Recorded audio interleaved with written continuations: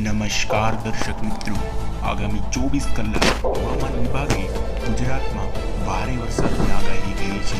તેના પરિણામરૂપ બંગાળની ખાડીમાં મોટી સિસ્ટમ શરૂ થઈ છે, જે ગુજરાત તરફ ધીમે ધીમે આગળ વધી રહી છે અને આ સિસ્ટમ ગુજરાત તરફ લગભગ 22 તારીખ સુધીમાં પહોંચી જશે અને ગુજરાતમાં ફરી વરસાદી રાઉન્ડની શરૂઆત થશે.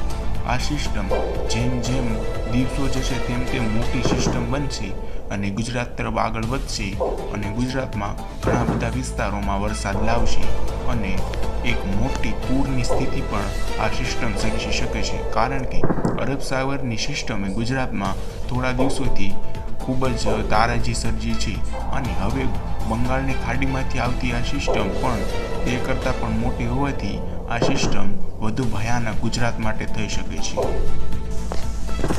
તો હવે આજના દિવસે ક્યાં ક્યાં વરસાદ ગુજરાતમાં પડી શકે છે તેના પણ આપણે નજર કરી.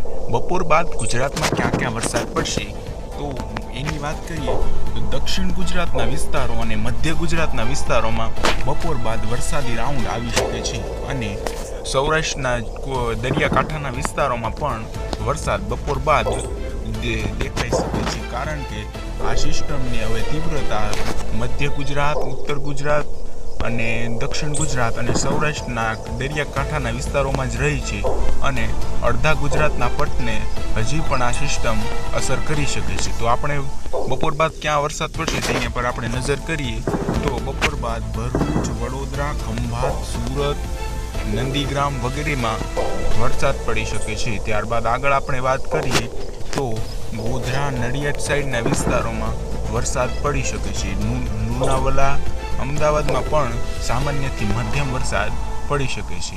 ત્યારબાદ હિંમતનગરના સાઈડના વિસ્તારો, મહેસાણા સાઈડના વિસ્તારો, કડી, કલોલ સાઈડના વિસ્તારોમાં પણ વરસાદ બાકાજીથી બોલાવી શકે છે.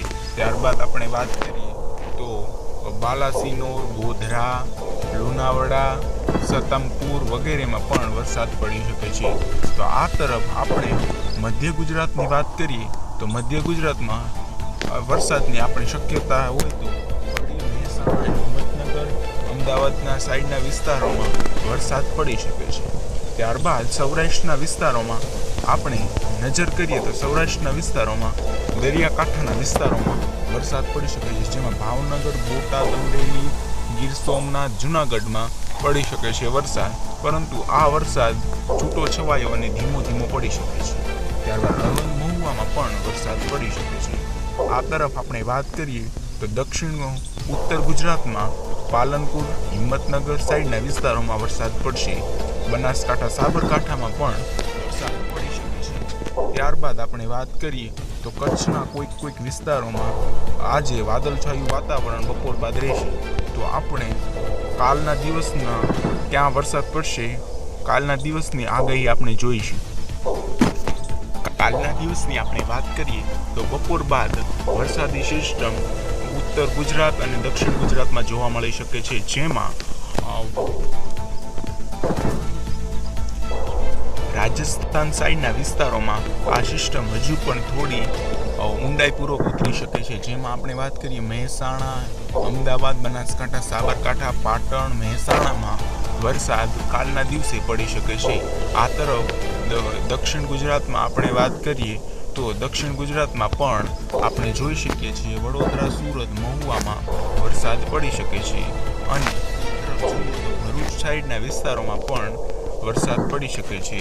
આ તરફ વ્યારા, નવસારી, સુરત, ડાંગ, આહવામાં પણ સામાન્યથી મધ્યમ વરસાદ કાલના દિવસે પડી શકે છે, પરંતુ આ વરસાદ સામાન્યથી મધ્યમ અને ક્યાંક છૂટો છવાયો વરસાદ લાવશે, કારણ કે આ વરસાદની તીવ્રતા વધુ નથી. દમણ, સિલાવરા, વલસાડ, બિમોરામાં પણ કાલે વરસાદ પડી શકે છે અને સારા વરસાદની અપેક્ષા આપણે હવે નવા રાઉન્ડમાં કરી શકીએ છીએ. જે વરસાદી સિસ્ટમ ગુજરાત તરફ આગળ વધી રહી છે તે અરબ સાગરના દરિયા કિનારામાંથી હવે નવી સિસ્ટમ બનશે અને ગુજરાતના વિસ્તારોમાં આવશે.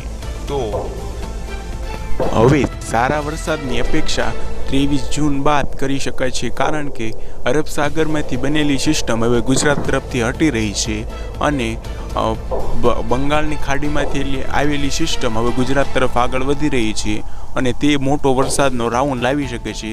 તેથી ખેડૂત મિત્રો આગામી 3 દિવસ હવે હળવો વરસાદ અને ત્યારબાદ નવો રાઉન્ડ શરૂ થવાથી ભારે વરસાદની શક્યતા 3 દિવસ બાદ રહેશે।